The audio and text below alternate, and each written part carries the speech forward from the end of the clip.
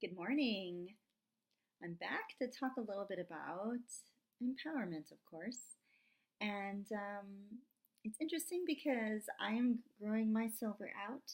I have made that decision and I'm excited about it because why? Because that is my true hair color. And for me, part of my empowerment journey in my life is to fully and completely embrace myself in all aspects of who I am. So, all the things that I used to hide from others, I am learning to open up to and share with others, such as physical incapabilities, things that I believe are incapabilities, and like dyeing my hair because I didn't want to look older, I guess. And I am so in love with the idea of growing out my silver that when I pull my hair back, I actually feel more, I don't know what the word is. I don't want to say glamorous, but that's the word that came to me. Like, and I see more of the silver. I don't know, it feels fresh. It just feels amazing because it's the true me. And not that I don't like my brown color hair. Um, I guess I'm just ready for more, a deeper connection with myself, even more than I already have. And it's really interesting. I'm going to share the honest truth here. When I bring this up to people, some people say, "Yay, good for you, I'm happy for you, blah, blah, blah," all the beautiful, wonderful things they could say. But the majority of people have a negative response to this. Their thought is, "Good luck with that."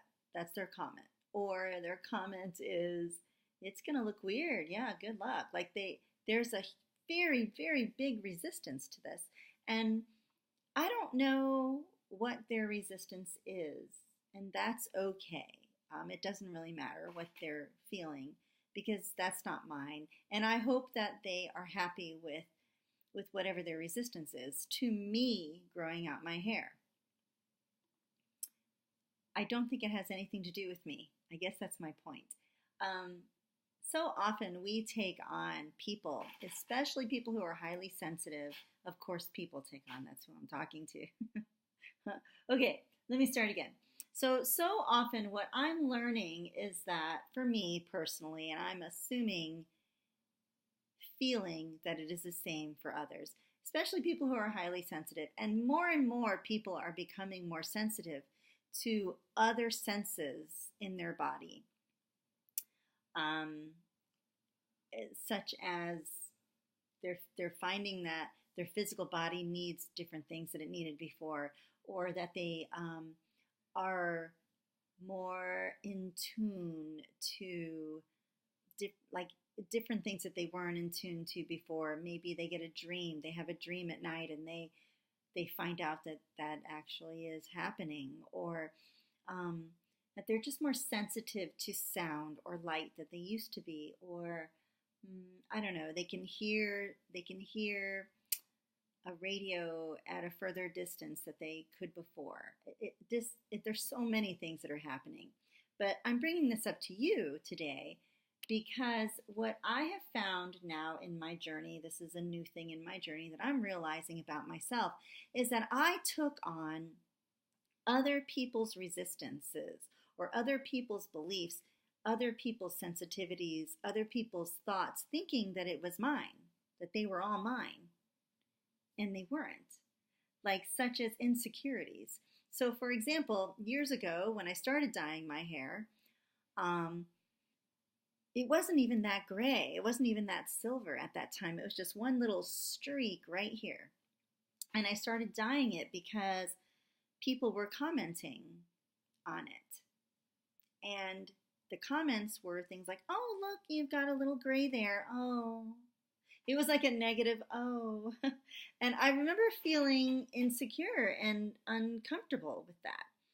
And now that I look back at it, I remember looking in the mirror and looking at it going, isn't that interesting? I actually wasn't uncomfortable with it until other people began to make comments like that. And then I became very, very uncomfortable with it. And I decided to dye my hair. And the reason was because I didn't want to look older than what I looked, which is interesting because I've always looked incredibly younger than what I look like. Or, no, wait, let me say that again. I've always looked incredibly young compared to the age that I am. So maybe that is something I held on tight to. You know, I have to look younger. That's what everyone expects. That's what I've always been. That's what I took on as my image, as my defining of who I am. Like the definition of who I am is that I look younger than my age. The truth is that has absolutely nothing to do with who I really am. The truth is it doesn't really matter if I have silver hair or dyed hair, or it's the thoughts and beliefs behind all of that. And I guess I just believed that I wasn't good enough with silver hair or gray hair. Even saying silver as opposed to gray. So there's so much going on here. And the reason why I bring this up as empowerment is because as women, I feel what I'm noticing is that there is this amazing empowerment that comes with growing our hair out gray or silver, whatever you want to choose to call it. Because you're embracing your true essence, your true you, because you're loving what is instead of wanting to be something different to get the love out here from others. Approval, acceptance, adoration, affection, all of that. You know, and I'm choosing to just let it grow out naturally as well. And that's because I want to really embrace this and really stand in this space of it's not about what I look like on the outside. It really, really isn't. That's why I'm sitting here in front of you with no makeup on, having not done my hair, and I could go on, right? I'm doing this because do I like to do my hair? Yeah, I do. I think it's fun to do my hair different ways. I like to see how it's growing out and what I can do to make it look interesting. So I like to color my hair different colors, and I just haven't done it. And now it'll be even easier once my hair is gray. And I have done it a little bit. I have had some different colors in my hair, but I'm just saying I want to have fun with this. I want to enjoy myself and love myself and embrace myself completely in the way of, you don't like what I look like?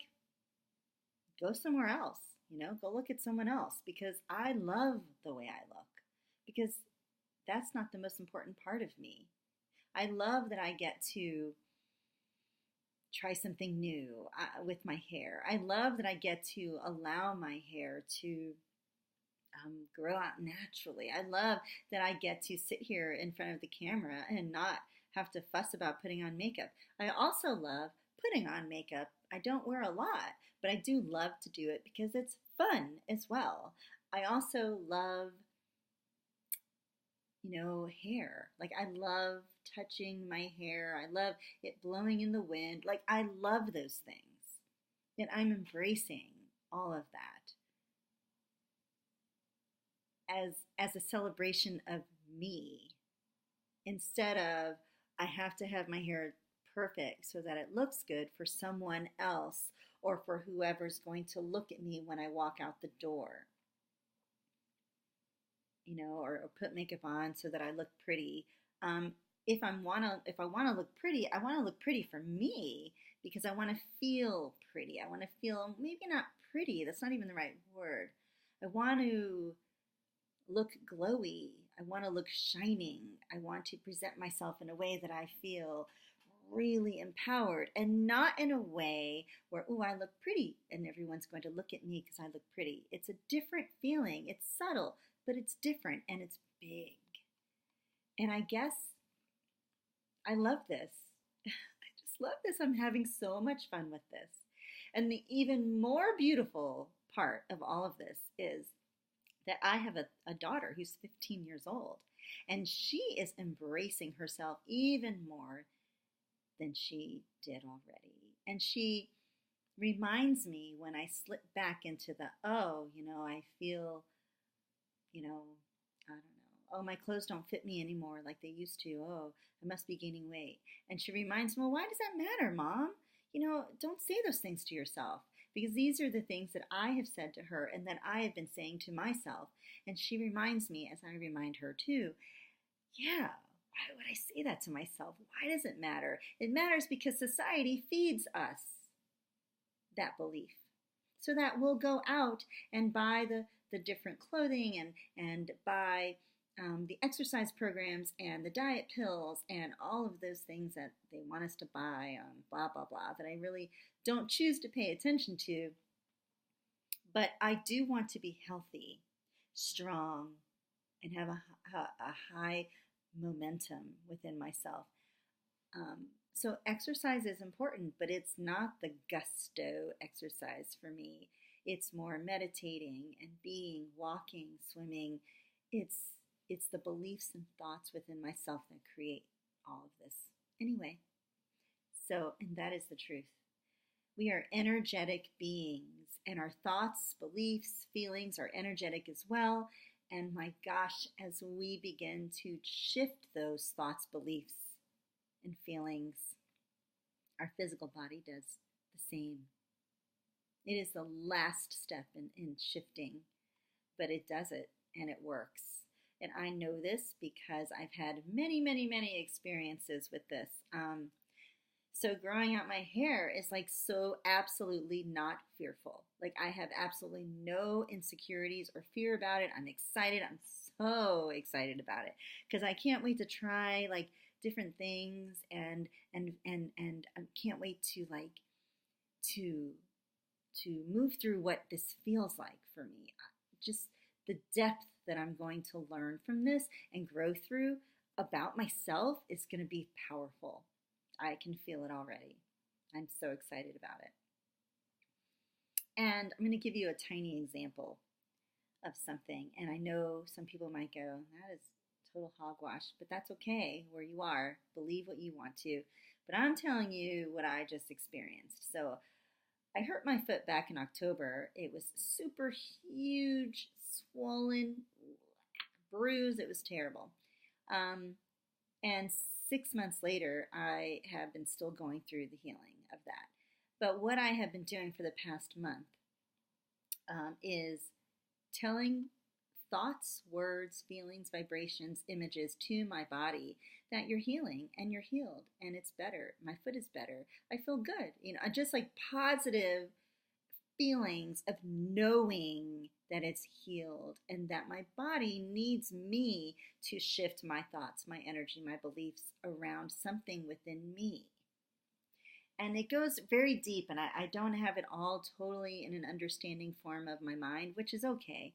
But my body is telling me what to do. It's guiding me, and I'm listening to that. And so I was guided to go to an orthopedic doctor, and that's not a doctor that I have enjoyed my life journey with, because as I grew up, I had scoliosis and I had to wear a brace. And as I'm telling this to you, I'm feeling the resistance to share this with you.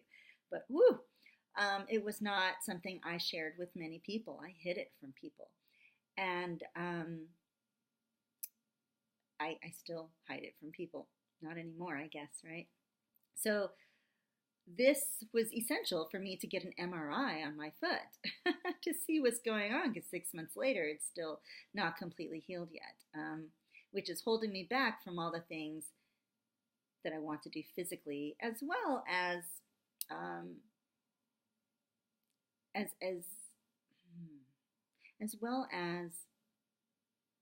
there's something else that's holding me back from, and I haven't quite gotten to that step yet. I guess allowing myself to, I'm getting some information, allowing myself to face my fears that are not true, they're lies about myself in physical abilities, physical exercises. So it's been stopping me from that. So part of me wanted my foot to be this way for so long. So I made the appointment going back to the thing that changed. My foot has been swollen. It goes down, then it gets swollen again, but it doesn't totally go down to what my foot looked like before the injury.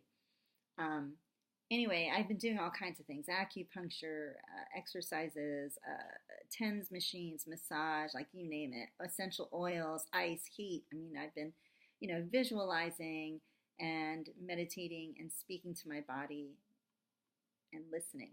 When I started doing those things, that's when I called the orthopedic doctor. And when I did that, the moment I hung up the phone, making the appointment, my foot began to reduce in swelling. I kid you not. And today and yesterday and the day before, my foot has been almost exactly the way it was before the injury. And I've done nothing different other than what I'm telling you for the past month. But the appointment is what shifted that the most, because the day before I made the appointment, my foot was pretty swollen and it was not comfortable. So why I'm sharing this with you is because what we believe and think and feel about ourselves creates everything within our lives and in our physical body. Our inner being and our body are so intertwined. If we listen and if we pay attention, we're going to know in every second and every moment what to do, where to go, what to be, how to be. We don't even have to think about it. It will show up for us. We'll get a feeling or a knowing, or someone will show up in our experience and we'll feel, oh yeah, that. We'll feel strongly inspired to talk to that person or to read that article or to call that doctor. And I don't go to the doctor, so this was huge. I usually use natural healing methods, obviously. So I go to the doctor and she, yes, ordered an MRI. But what I'm getting as to ordering the MRI, this is about me moving through the energy, the fears, the thoughts, the beliefs that I am limited, the fears and the beliefs of believing that I'm physically limited in this capacity with this type of way of being in my life. Because in the past, my childhood, I felt limited. I felt like I couldn't do things. I was always wearing the brace. And I felt insecure and scared. And so going to this doctor and getting the MRI and stepping in that direction is moving through those fears. And maybe there'll be something I need to learn or need to know about my body through this experience. I mean, absolutely there will be, but maybe there is something that my physical body wants and needs. And so instead of resisting going to this doctor like I have for so long, I'm stepping through now. So the swelling went down because my physical body is saying, okay, she's listening. Yes, next. And so I've had a lot of things come up the past few days, and I wanted to pop on here and share that. But the next thing I'm going to do is be with my body today. I'm going to just be, listen, meditate, sleep, drink lots of water, and just be with myself. I have a couple of wonderful things to do later, but for the most part of the day, this is what I'm going to be doing. This is what I need to be doing for myself, and it is doing, because you're caring for yourself. At least that's what I'm going to be doing. And so this empowerment, this new step in empowerment for me is huge. This is big for me, and I'm sharing it with you because I bet that there's parts of your life that you could step into as well and grow in your inner empowerment. And so thank you for joining me on my journey, and thank you for listening, because I am so excited to continue sharing this with you. And, intuitively, I'm so good, and I don't mean to toot my horn, but I have just gotten so good at listening to that. And I'm sharing it with others more and more as I have more and more clients. I'm coaching and mentoring them and through my intuitive channel. And, working with, NLP and meditation and some mindful ways of being in life and kind of mentoring and coaching people, not just parents, other people as well, but parents as well, and guiding them with their children in this same fashion towards living an empowered life. Because that is what we're here to do. We're here to embrace our life, embrace ourselves, and enjoy our life and love all that is in every single moment. In every single moment, because we are every moment. We are all that is. So when we resist it, we're resisting ourselves.